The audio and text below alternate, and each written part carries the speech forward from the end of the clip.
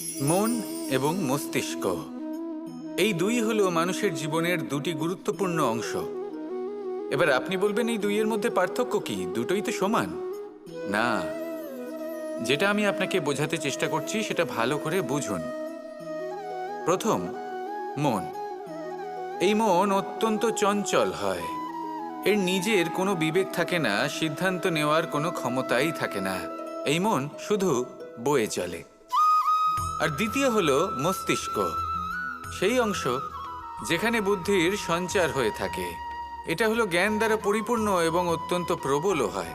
বেশিরভাগ সময় জীবনের সঠিক সিদ্ধান্ত নেওয়ার ক্ষেত্রে এই মস্তিষ্কই আমাদের সাহায্য করে।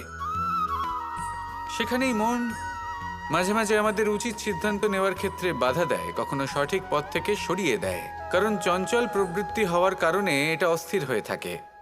কখনো কখনো নেয়া সিদ্ধান্ত বদলাতেও এই মন আমাদের বাধ্য করে।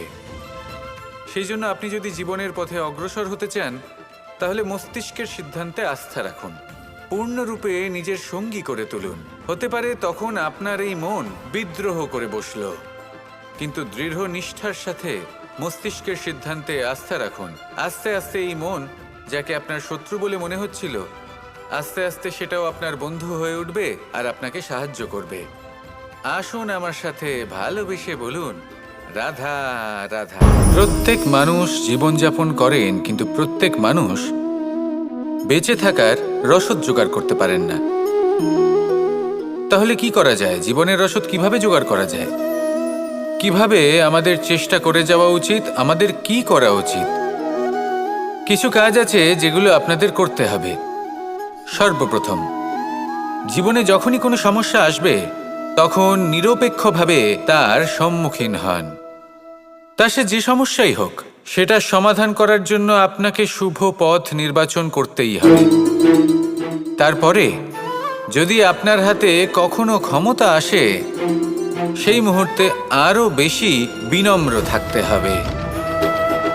আপনি ধন অর্জন করলে তখন অহংকার জাগ্রত হতে দিলে চলবে না।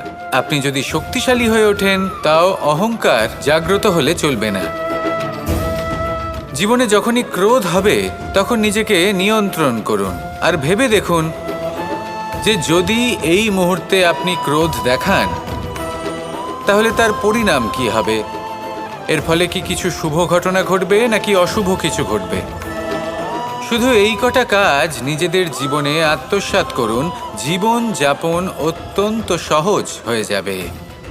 আসুন আমার সাথে ভালোবেসে বলুন, রাধা রাধা।